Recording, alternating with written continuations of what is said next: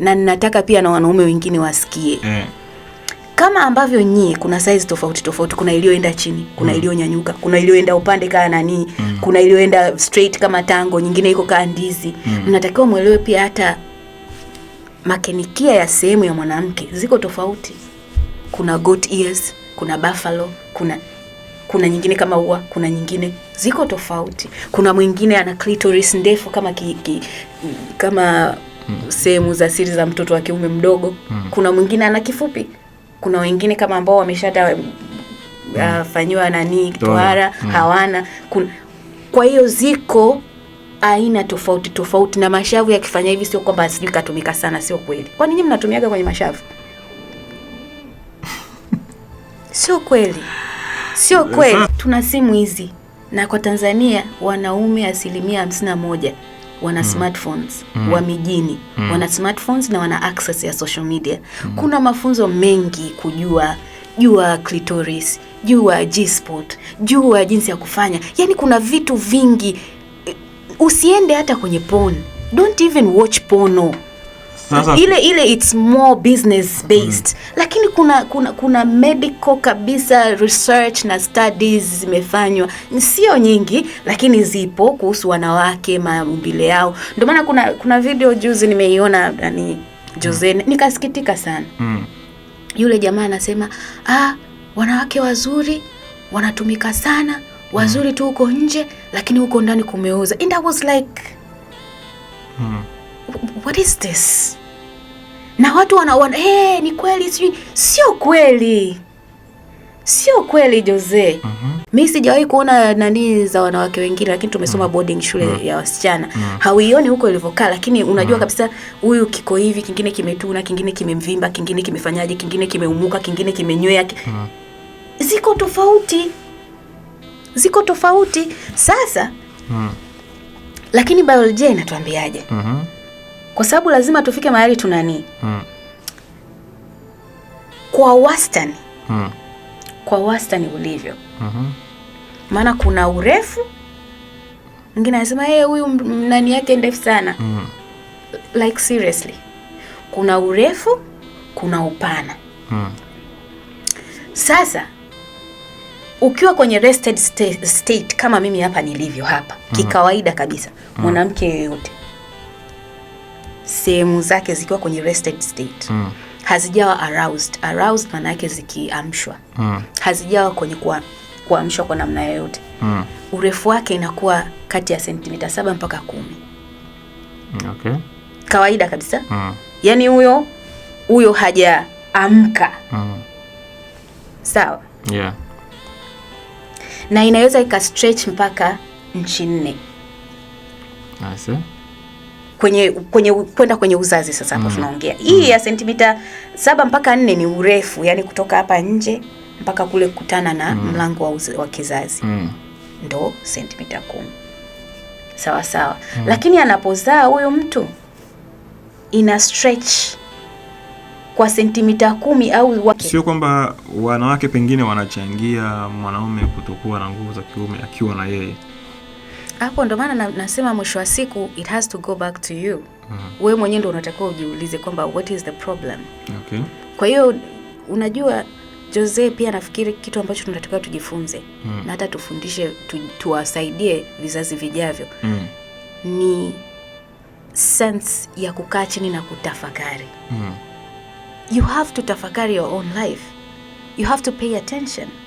Kwamba kitu gani hakiko sawa. What is wrong?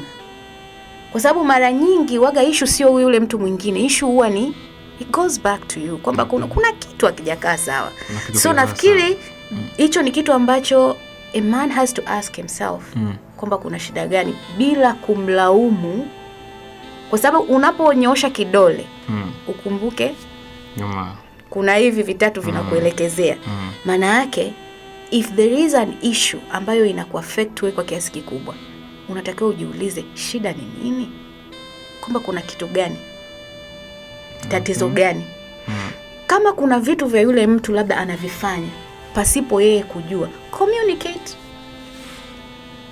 Labda mchafu. Labda amejifungua ile harufu ya maziwa inakufanya hivyo. kauli mbaya, labda kauli zake. Cha kwanza ambacho kiko kwenye swala la saikolojia au mental ni stress.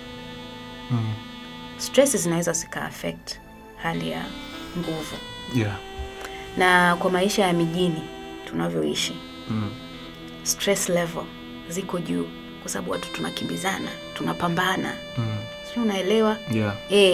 Kwa hiyo hapa nafikiri wengi ndio wanalai kwenye ile ya ananyanyuka lakini anakuwa namna gani vipi. Wengi tuko hapo kwenye mental. Kwa hiyo stress levels ziko juu kwa sababu ya hali ya maisha na mambo kama hayo. Which hiyo sio tatizo ambalo ni kitu ambacho ni yani ni unavoidable. Kwa sababu ni hali ya maisha.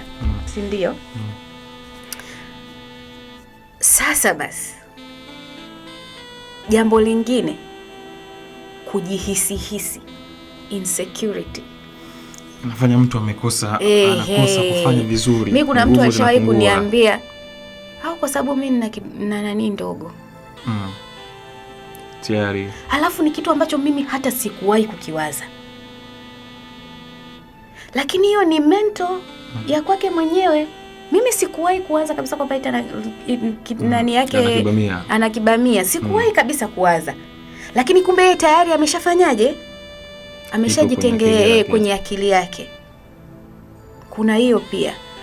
Kwa hiyo nafikiri inapokuja kwenye hiyo ya kujifikiria au kuwa na insecurity, ni kitu ambacho unatakiwa ukae wewe mwenyewe chini, uangalie kwamba insecurity, yani Mungu alitakiwa afanye hivi. Mwanamke apati mimba mpaka umfikishe. Dadeki, yani angecheza kama Pele. Angecheza kama Pele. Mwanamke hapate mimba mpaka afike kishindo. Akifika mwanangu, hiyo mngetafuta kila namna. Kwa sababu bila hivyo upati mtoto. Yani hiyo ingekuwa yani Mungu angetisha sana. Ila sasa mbona kama ikali? Yani kuna wakati huwa na wish hivyo. Yani kama kuna tukifikaga huko tutamuuliza maswali, mimi nitamgonga hiyo saa godi, nitamwambia kwa nini ukufanya hivyo aisee? Yani ungefanya hivyo afike mimba, akifika kileleni ndio mimba iingie. Bila hivyo hakuna kavu. Mngetafuta namna aisee. Mngetafuta namna wewe. Bwana, na nyewe wanaume mnatakiwa mjifunze kuna nini kugeuza. Wewe mtu akijileti kuletea nani, you have to hit it better. Kwa sababu wakati mwingine mwanamke anakuwa na kauli mbovu umfikishi. Tafuta namna. Sasa kwa hiyo kauli. Kwa hiyo mwanamke wakati mwingine kisirani unakuta afiki huyo. Afiki. Tafuta namna, mnyamazishe. In a good way, mfikishe. Fanya kabisa. Kwa hiyo kati ya vitu vinafanya mwanamke anakuwa na hasira kwa mume wake, tofauti na ugomvi yote ile, nacho pia kinahusika ndani. Kufika. Afiki. Ndio.